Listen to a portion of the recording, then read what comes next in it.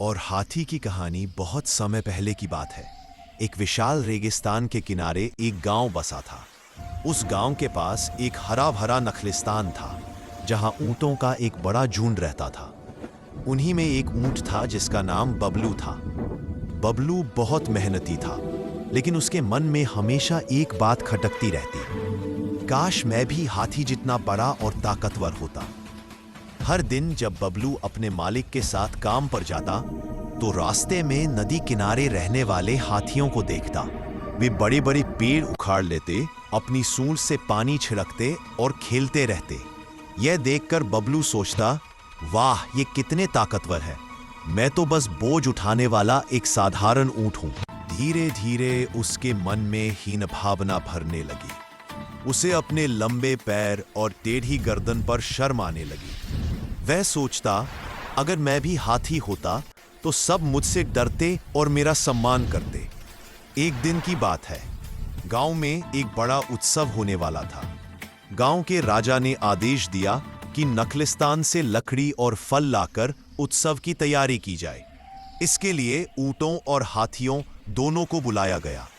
जब बबलू वहां पहुंचा तो उसने देखा कि हाथियों का दल तैयार खड़ा है। सबकी सूंड में पानी की बाल्टियां और लकड़ी के गट्ठर बंधे थे। बबलू ने ईर्ष्या भरी नजरों से उनकी ओर देखा और सोचा, अब तो राजा भी इन्हें देखकर खुश होंगे। मैं तो बस बोझा ढोने वाला हूं। काम शुरू हुआ। ऊंटों ने रेत के रास्ते से लकड़ी ढोनी शुरू की, जबकि हाथी नदी के रास्ते से चल पड़े। शुरुआत में हाथियों को देखकर सब खुश थे। वे भारी लकड़ियां आसानी से उठा रहे थे। बबलू मन ही मन उदास था, लेकिन उसने भी अपना काम जारी रखा।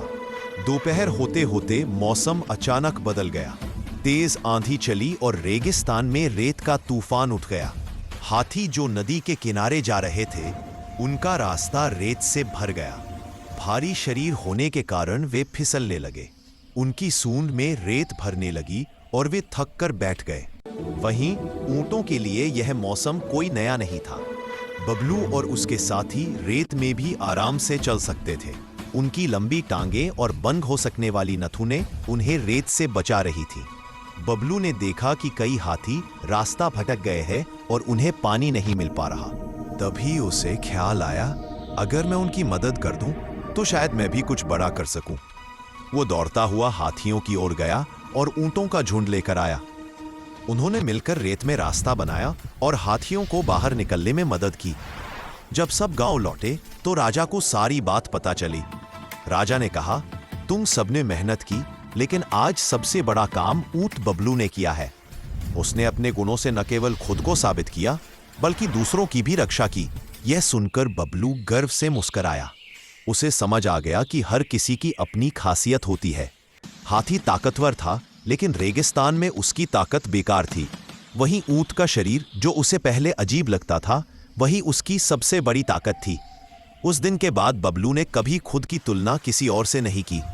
वो जान गया कि भगवान ने हर जीव को किसी न किसी उद्देश्य से बनाया है।